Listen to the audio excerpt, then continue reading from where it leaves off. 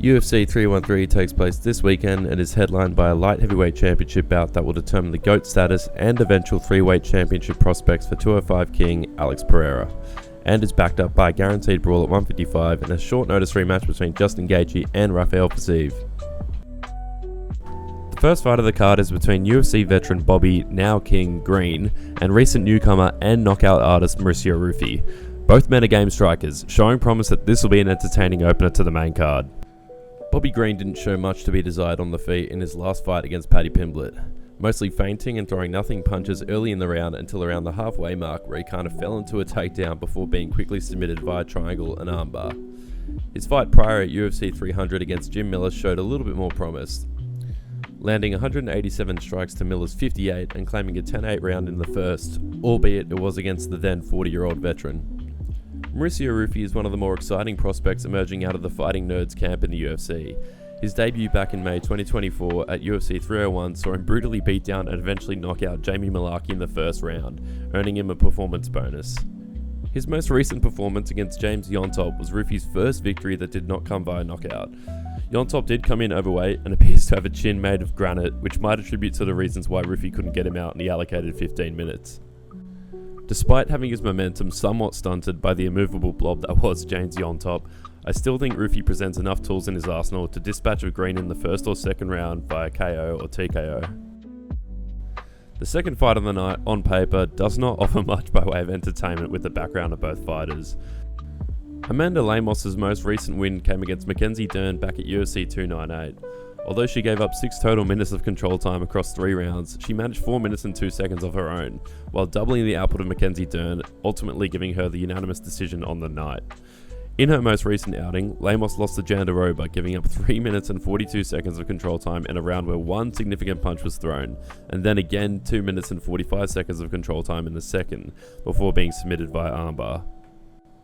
Her opponent Lucinda has a more positive string of performances in recent, winning a split decision against Marina Rodriguez after claiming takedowns in all 3 rounds of the bout and managing 4 minutes and 40 seconds of control time.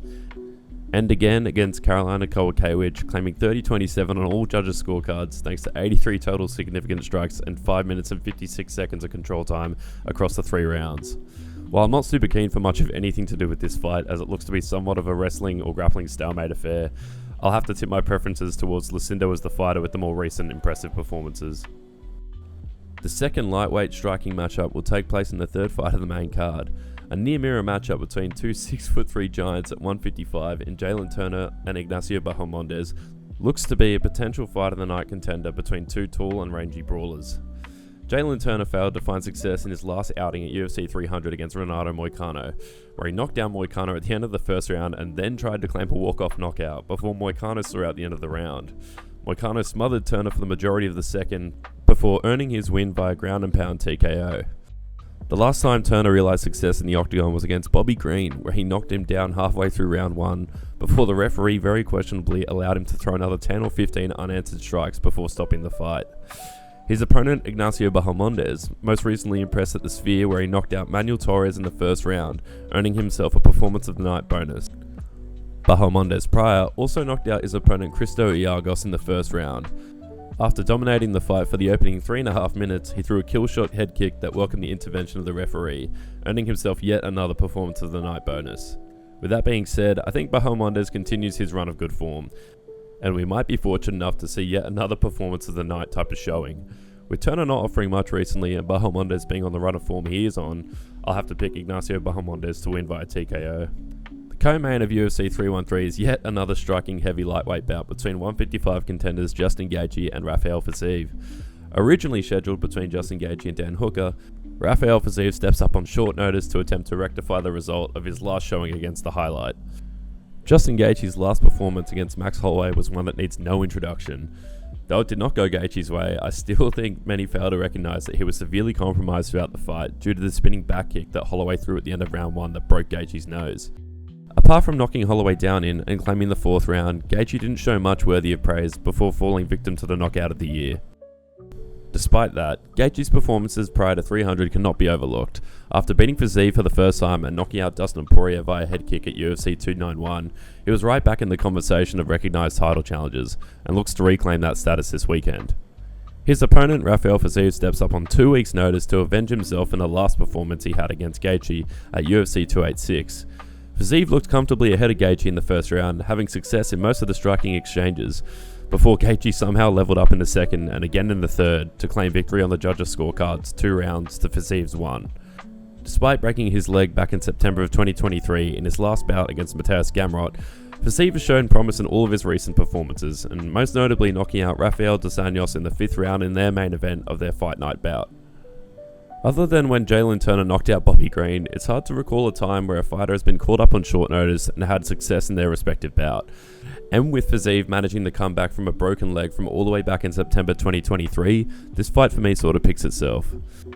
Despite that all being said, I still do think it will be close, but based on previous outings and preparation together, I have to pick Justin Gaethje. The most highly anticipated challenge of Alex Pereira's reign at light heavyweight against Magomed Ankalaev will feature as the main event of UFC 313. Many believe if Pereira is successful in defending his belt or otherwise, the next move in his career will see him challenged to become the first fighter to hold a belt across 3 weight divisions at any time. Alex Pereira's last outing in the octagon against Khalil Roundtree was the most danger we've seen the champion in throughout his title reign. Physically compromised by the effects of illness and antibiotics it seemed, and officially outstruck and down on the scorecards of the first 2 rounds.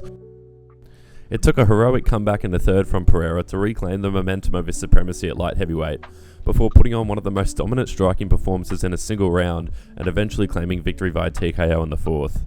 More interestingly, I think the fight to focus on in relation to his next challenge is his debut at 205 against Jan Blachowicz back at UFC 291. Jan showcased a clear disparity in the grappling skill levels with 4 minutes and 50 seconds of control time in the first.